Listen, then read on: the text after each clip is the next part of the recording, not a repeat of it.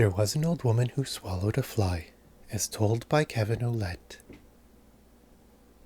Rosalinda and Fernando were born in the same neighborhood, went to the same schools, played in the same parks, and lived just a few blocks away from each other. But it wasn't until they worked together on their high school dance committee that they took an interest in each other. They shared a passion for dance of all kinds and took several classes together, starting with flamenco and working through to the jitterbug. They were married the summer after high school graduation and lived in a small house in their home neighborhood. Together they had a dream of having a family and of traveling around the world to see different dances performed in their places of origin. They had 2 boys and 1 girl, all of whom grew up and moved to exciting and far-off places around the globe. Rosa and Fernando had been to Hawaii to see the hula, to Scotland for sword dancing, even miraculously getting permission to visit Soviet Russia to see the famous Bolshoi Ballet. Fernando suffered a stroke and passed away before they could make it to Paris to see the renowned Apache dance. They had dreamed of it since seeing Rita Moreno's French waltz on the Muppet Show. Rosa kept chugging along with life afterward, knowing that Fernando's love would always be in her heart. She volunteered with her local chapter of Ladies Against Heart Disease and even co-taught children's dance lessons at the community center. She had a close circle of friends, and she had her garden that always gave her something to work on, but she gave up on the traveling. She knew from experience that it was easy to fall asleep at the airport gate, and that sitting beside a stranger in cramped quarters for 7 hours was too uncomfortable for her. To make up for the lack of dance travel, she'd often visit one of the few remaining ballrooms in the city that still hosted dance competitions and marvel at the young couple's techniques. She'd reminisce about the time when she and Fernando had such vitality.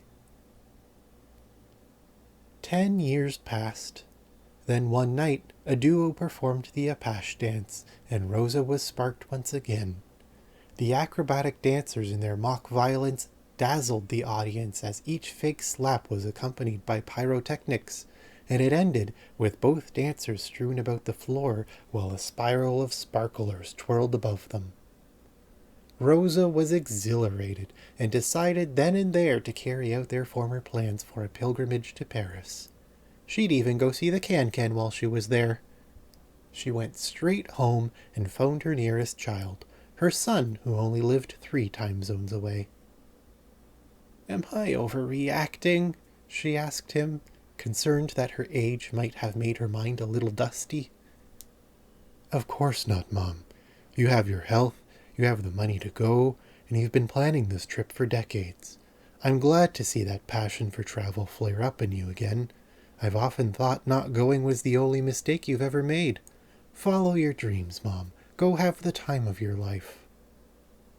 And with that assurance, Rosa went online and booked it all, the hotel, the flights, and the reservations for the performances. In the following weeks, Rosa made all the preparations, converting her money to euros, listening to French podcasts, studying travel guides, buying new travel clothes, and getting a special dress to wear to the Apache dance performance, something Fernando would have liked. She couldn't contain her excitement.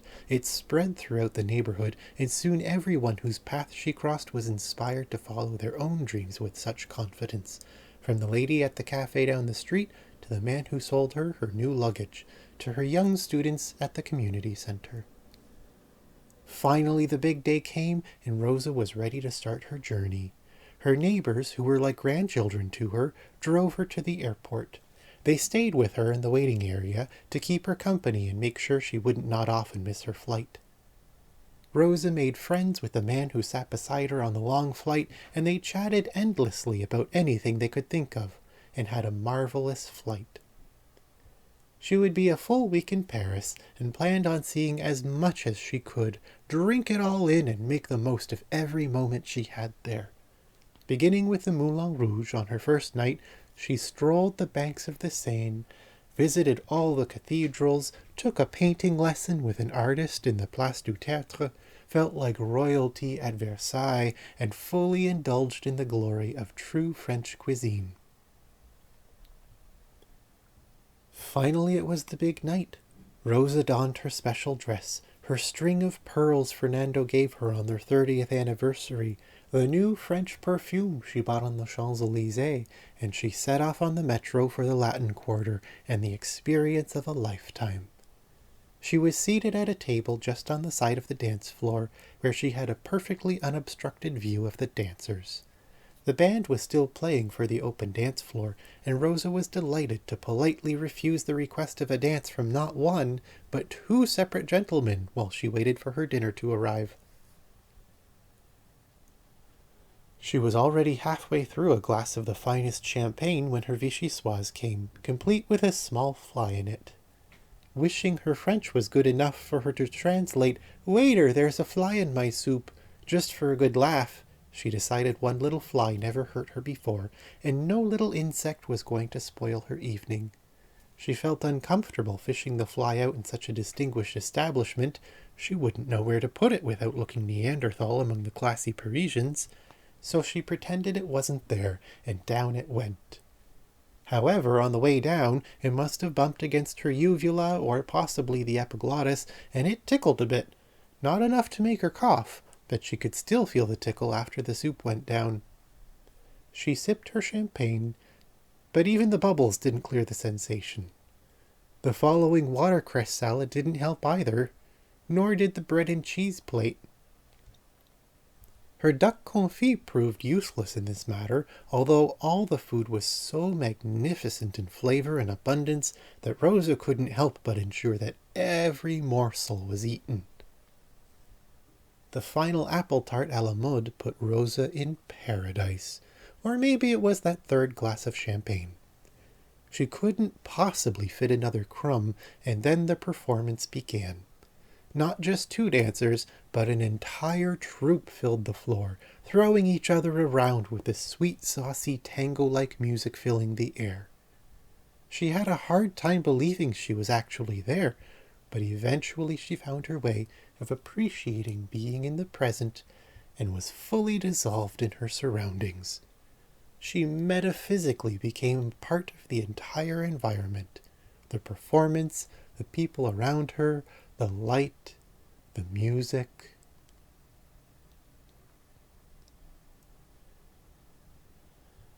When the performance was over, and the floor was once again open to the crowd, Rosa noticed a little boy sitting across the floor with his parents, looking just a trite bored and maybe a little sleepy. Rosa was now so full she knew she needed to dance off some calories, so she approached the boy and his family and asked if it was okay for them to dance, in the sort of flawless French that only comes to one who has had 4 glasses of champagne. The parents and the boy all enthusiastically approved, and Rosa and the child began to dance, his feet on top of hers, following her movements as she taught him how to waltz. They both whirled around the dance floor, laughing and smiling. Everyone in the room stopped to watch in wonder and adoration. It was the pinnacle of Rosa's life. If she could have ascended into a higher life form, this would have been the moment it would have happened. After the dancing, Rosa thanked the boy and his family and made her way to her hotel on the metro, smiling benevolently at the evening's young lovers cuddling on the train. She emerged from the station and nearly ran smack into a nighttime crepe stand. She apologized to the vendor and realized that after an entire week in Paris, she hadn't had one of the famed street crepes, so she bought a chocolate crepe with fresh chantilly and powdered sugar and munched it as she rolled what felt like her 4 stomachs back to her hotel. She greeted the doorman with a broad chocolate-smeared smile, sleepily rode the elevator, fiddled with the key card, and got in her room. She caught herself in the mirror and noticed the chocolate smeared on her face, and she laughed as she wiped it with her handkerchief. She decided to be lazy for once, and not even bother changing into her nightgown. She was so sleepy, and already in such a dreamlike state, that she thought she should just drift off instead of disrupting her moment with her bedtime routines. Besides, she didn't want to get out of the fabulous dress she had just spent that magical evening in, and figured she could get another 7 hours' wear out of it. She got into bed, happier than she had ever been in her whole life, and with a sense of complete fulfillment. Rosa didn't wake up the next morning. Fortunately, because she never bothered to put the Ne pas déranger sign out, housekeeping found her in the morning in her bed, cold as ice, but smiling like an angel. The paramedics came quickly, but there was nothing they could do. The doctors declared that it was sudden cardiac arrest. Her body couldn't handle the combination of all the excitement and exercise of the trip, plus all the food and alcohol. They concluded that her body systems had simply overloaded and crashed like an overworked, under-equipped computer. Her body was repatriated, and her children interred her ashes in the same urn as their father's and spread them together in the Seine, so their parents could finally be together in Paris.